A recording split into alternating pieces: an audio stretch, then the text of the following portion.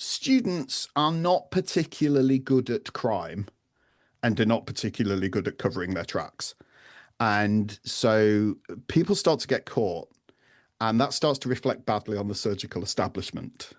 So the students stop, but that black market's still there. So then you're going to turn to a professional help. And the professional help is the body snatcher or the resurrectionist. And these operate pretty much all over the country. How I stumbled on it is I'm originally from Leeds, and we had a body snatching problem, even though we didn't have a teaching hospital.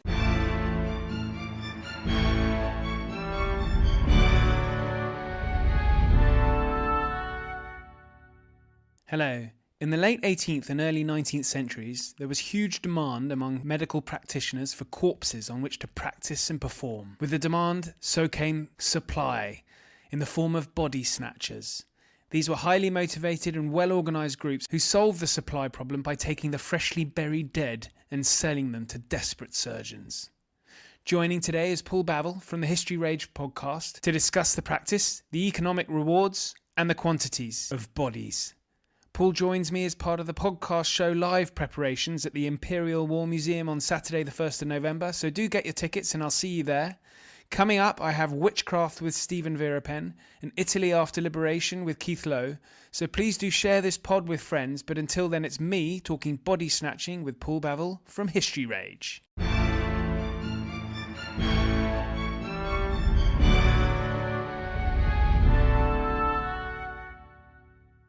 Paul Bavill, thank you very much for joining me. And so for listeners who may not be familiar with the History Rage podcast, and of course I shall put links in the show notes for that, Paul is the supremo of the History Rage podcast. And it is exactly what it says it is. It's when historians have an opportunity to vent their spleen on a subject that irritates them. And so I do encourage listeners to go and have a listen. Paul has some really excellent guests on there, some of whom may be familiar to regular listeners of Aspects of History, but others will be new. And then you also have some less good guests, because I myself actually went on quite recently. But that was really, I kind midweek fodder, really, to sort of fill a hole, I think, wasn't it, Paul? Not at all. You were my first choice of guests for my build up to the Imperial War Museum podcast live. You're a gentleman, and that, yes. So this is why we are talking, because we have the Imperial War Museum's podcast show live on the Saturday, the 1st of November. Now, all my listeners, and probably yours too, Paul, are a bit sick of all the advertising for it. But if you're in London or near London, head to the Imperial War Museum on Saturday, the 1st of November. And Paul will be there, I'll be there, and there'll be lots of other podcasts, and they're all recording sort of live in front of a studio audience, I suppose. Oh, it makes us sound like an 80s sitcom, doesn't it? It does, yes. So today, though, we are having Paul on to discuss the thorny subject that really does irritate Paul, and I'm copying his format. So Paul's going to sort of rant, and his subject is, and the listeners will know what the subject is because they've read the title of the podcast, is body snatching. I was about to say also known as grave robbing, but that's actually not right. But why don't you kick off on, first of all, body snatching, and what irritates you, or what makes you angry? What causes the rage? So there's kind of two things that really irritate me about our attitudes towards body snatching and body snatchers. Now, the first is the one that you've just hinted on there. It's like body snatching and grave robbing are incredibly and very importantly different things.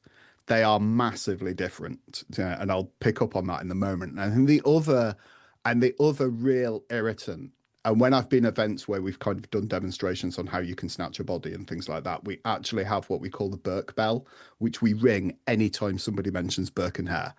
Because Burke and Hare are like the two most famous body snatchers, definitely in the UK, I would argue in the entire world. And yet there's not a single shred of actual evidence they ever dug a grave in their life. They're famous for being body snatchers, and yet what they are is serial killers, and they're just murderers. There's a whole, there's a whole organized crime industry of body snatching which goes on, and it's almost legitimate. And in some cases you can argue is really important. I would say I've, in the last 4 years, have had major surgery. I would like to thank body snatchers for the fact that we have the medical and surgical advancements that we have, because they really do bring forward scientific study. But it's all overshadowed by this whole Burke and Hare thing of like killing your victims and then selling their bodies to Robert Knox. There's not a stolen body in sight. The Burke and Hare story is from the film with the cheeky chappies type characters played by Simon Pegg and Andy Serkis. That's surely where it all comes from, this sort of myth. I mean, no, the Burke and Hare legend has been established really ever since the time of Burke and Hare. And there is a bit of a Venn diagram between them and the body snatchers. So what a body snatcher is doing is they are stealing pretty recently buried corpses in order to sell those corpses to surgeons and teaching hospitals so that they can do dissections and so forth. And what Burke and Hare are doing is they're basically cutting out the work.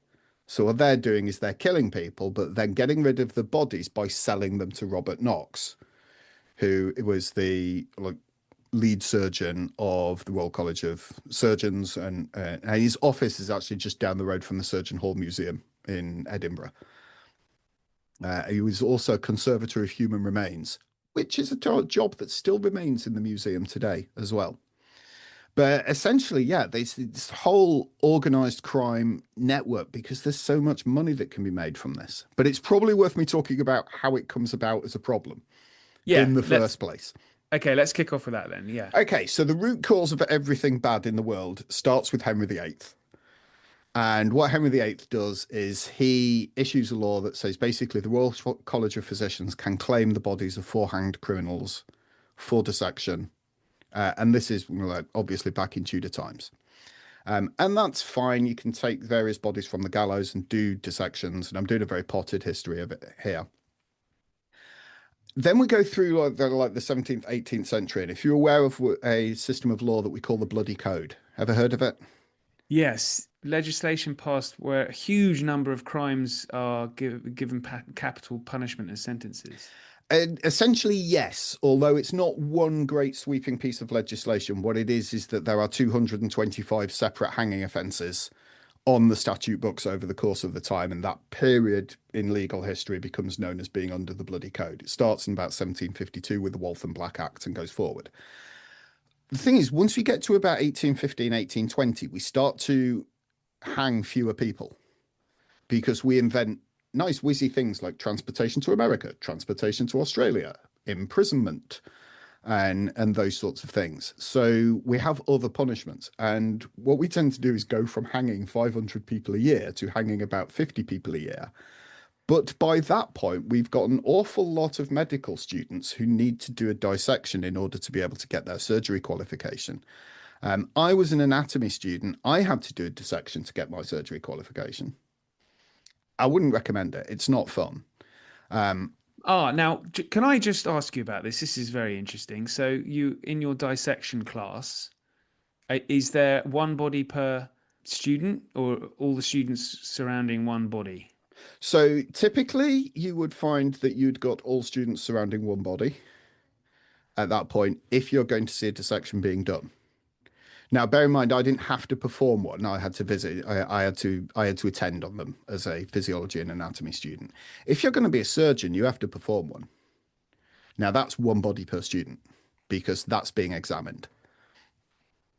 And so if you think we've got, we're getting now more students needing bodies than there are bodies to go around, then a black market develops. And that black market is incredibly lucrative. And this is all tied in with students and teaching hospitals and medical colleges and surgeons and so forth. In fact, the first two body snatchers that we have on record are actually two Aberdeen University students who snuck out to steal a body so that they could attend their own surgery examination, which I find impressive because when I was a student, I would struggle to get up for a 9 o'clock lecture, let alone get up at 2 o'clock in the morning and go steal a body. But the thing is, students are not particularly good at crime and are not particularly good at covering their tracks.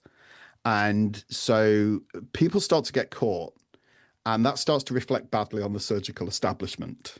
So the students stop, but that black market's still there. So then you're going to turn to a professional help. And the professional help is the body snatcher or the resurrectionist.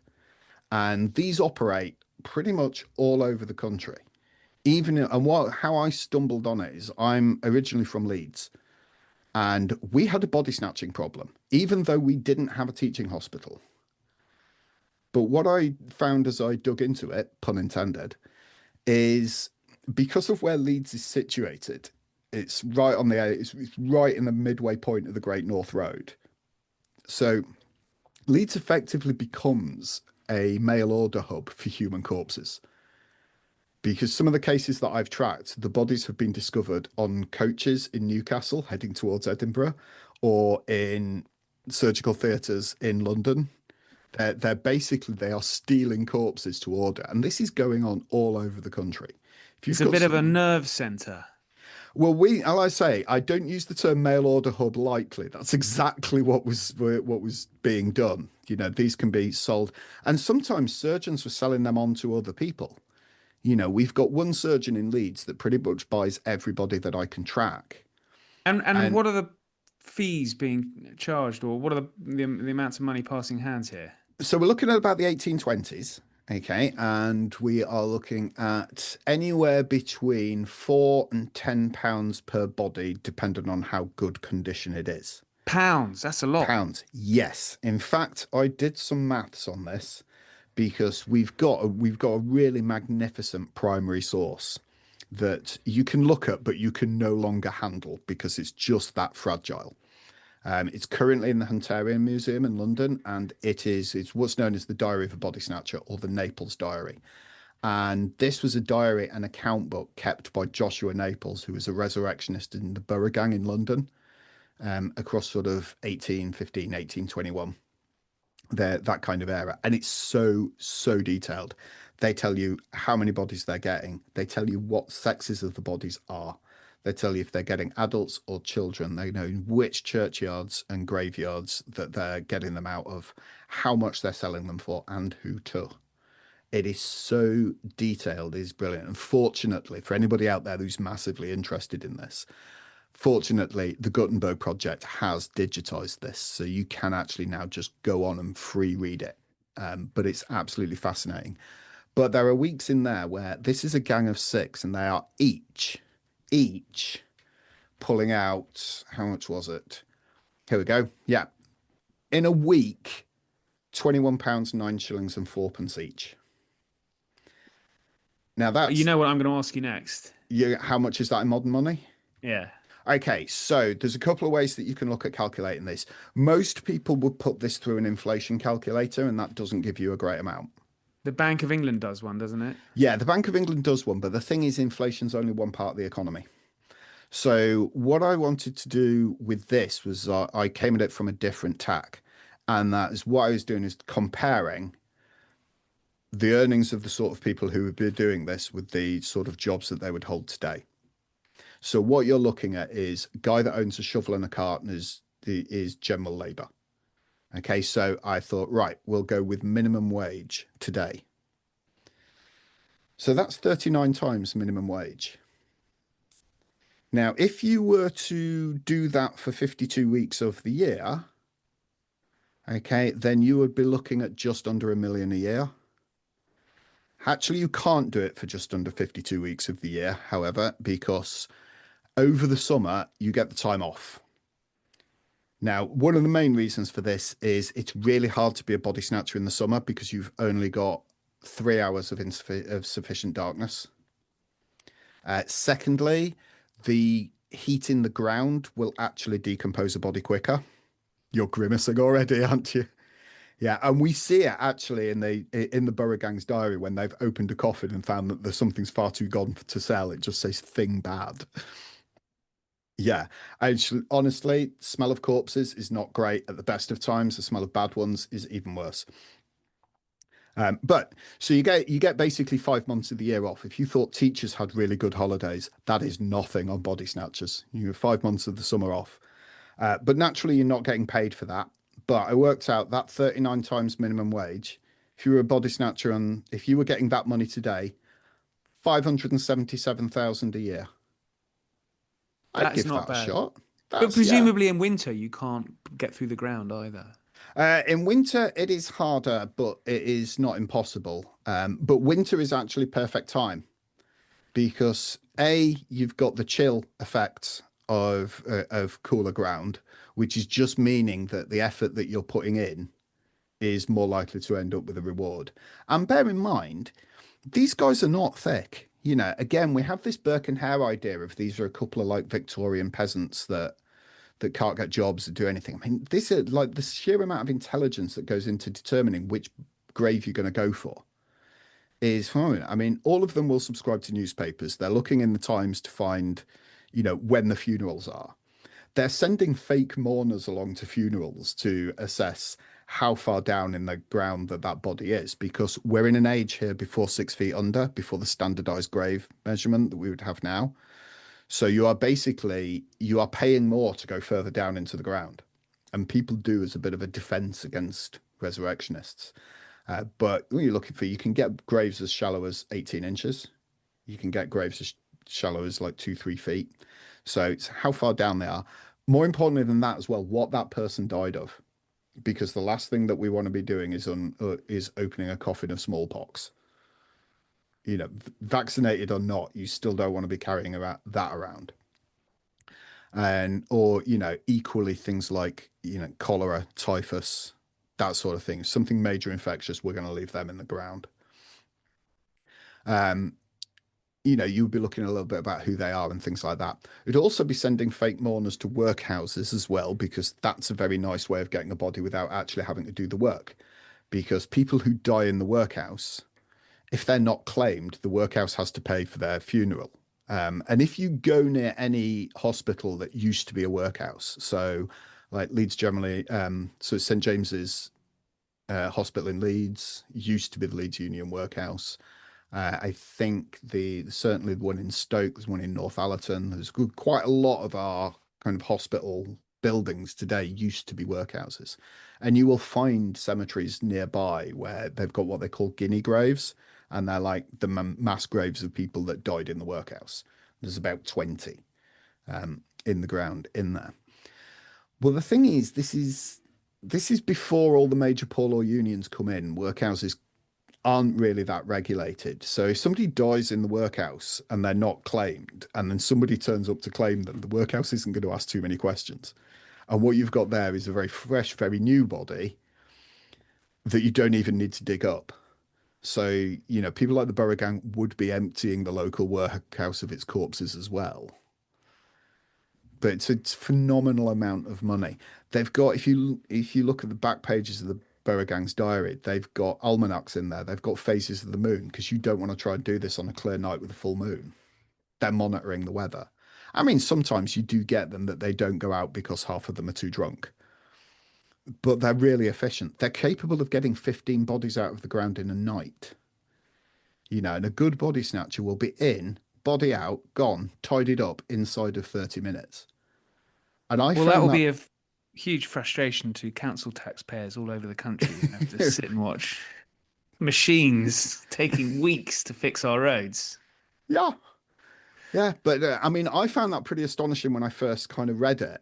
And then your listeners may recoil in horror at this, but in the spirit of experimental archaeology, I tried it. So what we did is we took a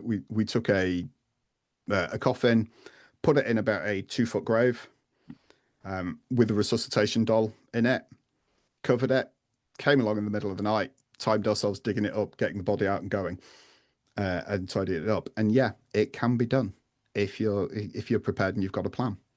Okay. But that's loose earth you would have replaced with the hole, wouldn't you? So it was probably a little bit easier. No, not such because you're dealing with a fresh grave anyway. Ah, good You've point. Yeah, basically yeah. got a 2 week window by which time body's too far gone to be of interest to a surgeon. And that is the only reason that they don't take kind of like putrefying corpses out, is because they can't sell them. Hello, Ollie here. I wanted to let you know of an event happening in London on Saturday, the 1st of November at the Imperial War Museum, Lambeth.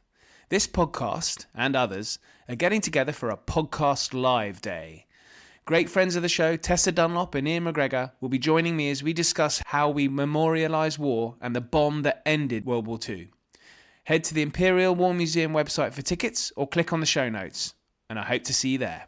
Was the medical advances far in advance of other countries, or every nation's doing this?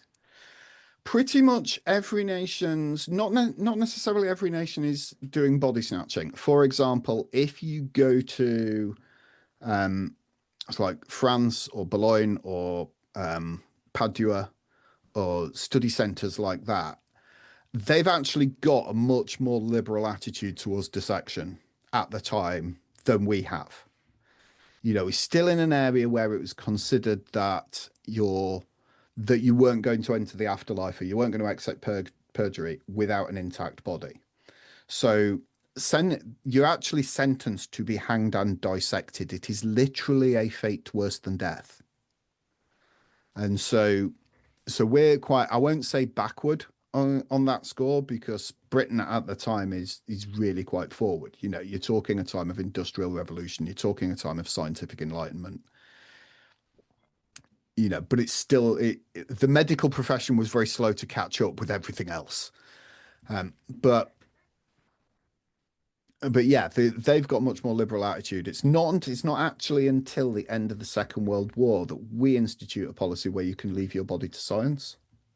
Right. So Sorry, I say Second World War, my mistake there. First World War. End of the okay. First World War, you can then leave a body to science. At no point prior to that can you do so.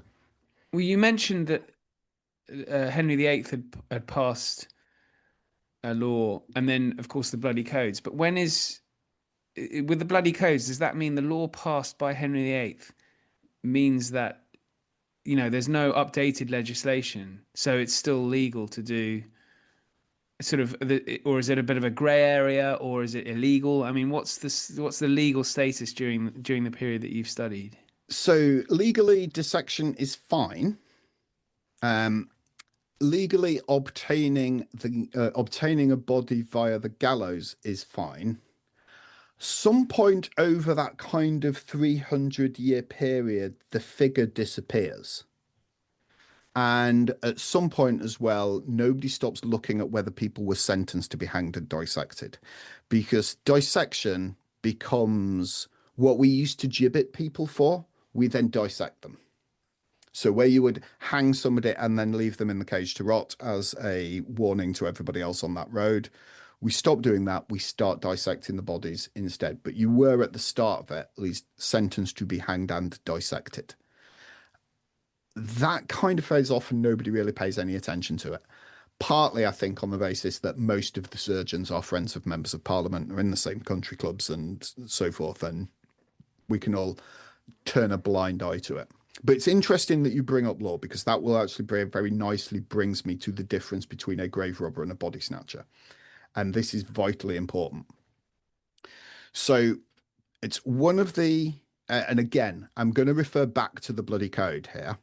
Okay. But it's one of the kind of tenets of slavery abolition legislation, is that your body, my body, cannot be owned. No man or woman can be owned by another man or woman. And that is bodily and spiritually.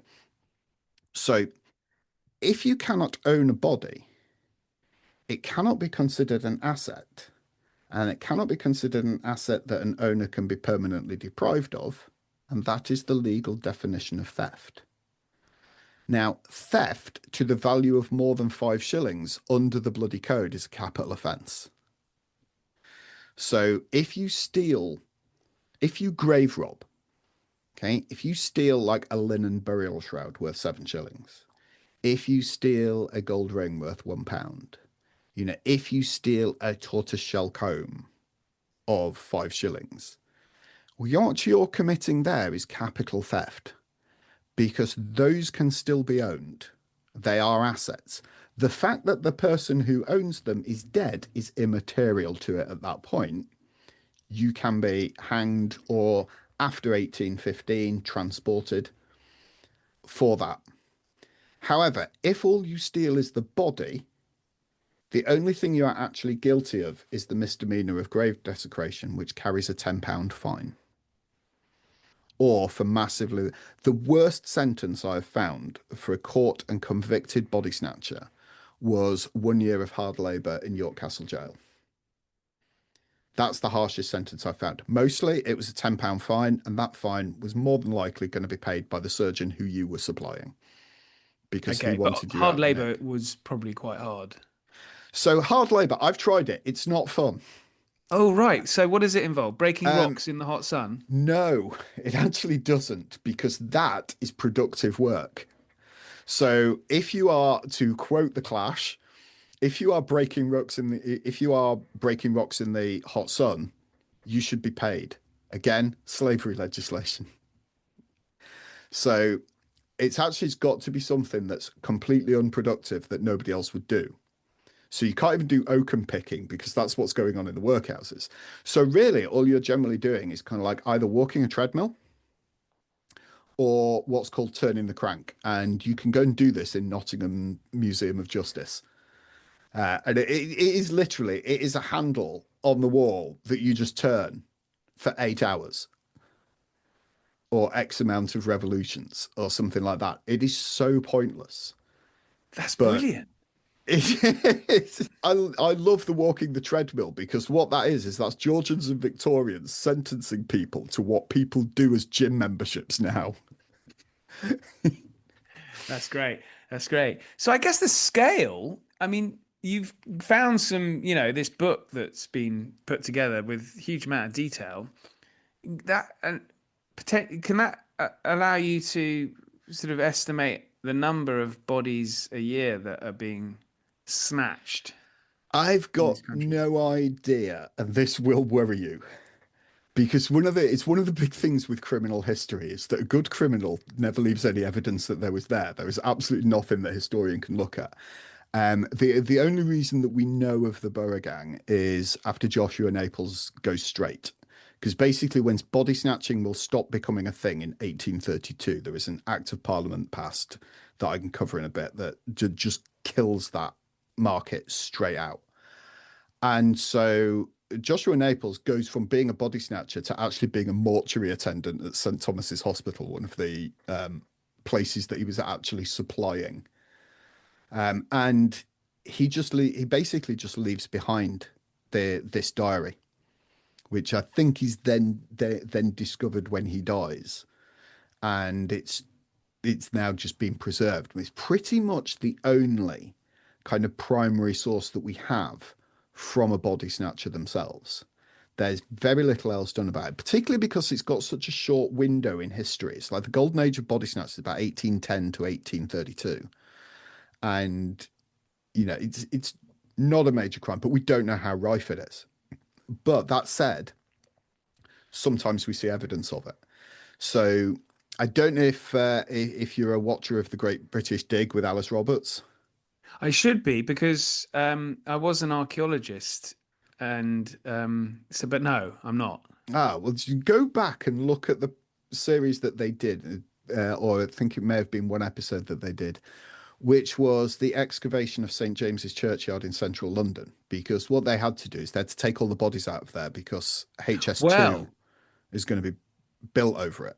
Paul, this is what I was going to save till the end, but I Aha. myself have in my I work for the Museum of London, and we excavated Spitalfields with the construction of the RBS building and then the development of the market. Hmm.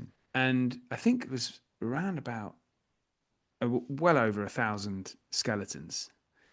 So I myself have been a body snatcher.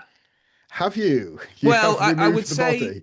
rather than sell the 800 odd year old corpses that were skeletons, which were given the nickname of skellies. So I don't know if Alice Roberts called them that, but we had a target of skeletons we had to excavate every day. You see, so you're already unexperienced in being under pressure, time sensitive, get as many bodies as you can out of Exactly. central London. You could have been in the borough gang. The Yes. the important bit about St James's Churchyard is when they excavated it, because they had to take the bodies out and they were going to rebury them at Brookwood Cemetery. What they actually found was a terrifying number of those graves were actually empty. And here was the really interesting thing, and this is what tipped us off to investigate the whole legal side of it. Because when they opened these coffins, all that was missing was the body. Everything that that person had been buried with, shrouds, jewelry, souvenirs, was still behind in the coffin. So they were finding all these grave goods and no bodies. And that's how you know a body snatcher was present. That's So great stuff. yeah, it's absolutely Or there's a phenomenal. supernatural reason. Well, this leads me very nicely onto the defenses against body snatching, which are even crazier and even more bizarre, and I love them.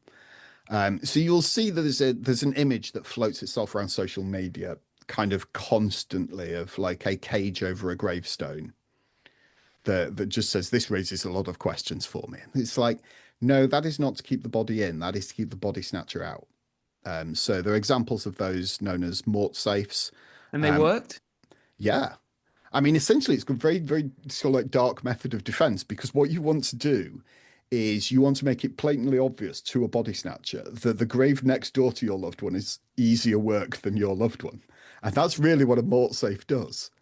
You know, you go in, and there are still perfectly preserved examples of them in Greyfriars Kirkyard in Edinburgh, or the Cluny mort safes that I think are near Aberdeen. I've not been to see them myself, but I've been to see the Edinburgh ones. And they are literally a cage with the sort of spikes that go about 1.5 meters into the ground. And they're remarkably hard to get through. And they're more hard work than they need to be. So you would leave those alone. You can go larger than that as well with what's known as a caged lair. If you have got, say, a family plot, then you can put an enormous great cage around it. And there's still 3 examples of this in existence today in Glasgow Cathedral. And for those of you listening that are thinking, I want to go and see these, but I'm nowhere near Scotland, very kindly, Glasgow Cathedral have actually put all of their cathedral churchyard paths onto Google Street View. So you can actually go and take a virtual walk around Glasgow Cathedral now and see the cage lairs that are there. You've got simpler defences. And one of the defences we come across is that when burying the body, you get a layer of soil and a layer of straw and a layer of soil and a layer of straw because it's really hard to get a wooden shovel through that layer of straw. I know, I've tried. And then you get others like Preston Hall Museum in Stockton-on-Tees has a cemetery gun, which is basically a large caliber grave mounted musket.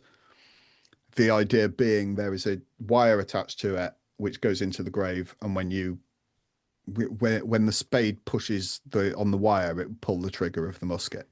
It's probably one of the most expensive and least effective defenses because you can just cut the wire. It's very easy to do. But yeah, we've got a load of these kind of defenses themselves. One of the really odd ones as well is that you can rent what's known as a mort slab from the church, and you can rent these for a 2-week period. And again, it's one of the reasons why we know that after 2 weeks after the funeral, a resurrectionist is not going to be interested because that's the term that the church told. And basically, when you bury your loved one, you can put a bloody great big rock on top of their tomb, on top of their grave, for a 2-week period. And at the end of that, the church will come and take it back. This is But just it was, I tell you, yeah, this is so much more interesting than 2 yeah. guys who knock off some people. It is. It You is. know? It is. It's fascinating. It really is. But Paul, this has been absolutely great. I've really enjoyed listening to all this. And so, what have you got coming up on the History Age podcast? So, what I would say is, for listeners who are interested, Natalie Haynes is a particularly big guest you've had recently. But what have you got coming up? So, well, Natalie's episode is going to be out on public release on the 8th of December. So that one's about a couple of months away. At time of recording, coming out in the next one, of course, you're out. Episode with Roger Morehouse on the U-boat war is not a close run thing. We've got... There was Jane Boleyn is not a scheming cow. Yes, so you've been following my Patreon early releases there. Yeah. Yeah, I mean, coming up, we've got, the Wild West is not that wild. We've got the last episode that I'm going to do for the Imperial War Museum, which is on stop fantasizing about Spitfire pilots because photo recon pilots are way braver. We've got Faith Tibble coming up. The Crown of Thorns is not actually a crown, or is it made of thorns? And my favourite, which will be coming out on general release, or my favourite two, which will be coming out on general release in the new year, is Hallie Rubenhold on Jack the Ripper, Who the Hell Cares? And Al Murray on Can We Just Shut Up About the Tudors? Great stuff. All right, Paul. Well, listeners, just search History Rage for wherever you get your podcasts, or you can click on the link. But Paul, I'll see you on Saturday, the 1st of November for the podcast live show. But thank you very much for coming on. You're welcome. Thank you very much for having me. Thanks so much for listening. Links are in the show notes, including to the podcast show live at the Imperial War Museum. Please share with friends and family, and if you want to get in touch, you can through X or email history@aspectsofhistory.com. But until then, thank you and good night.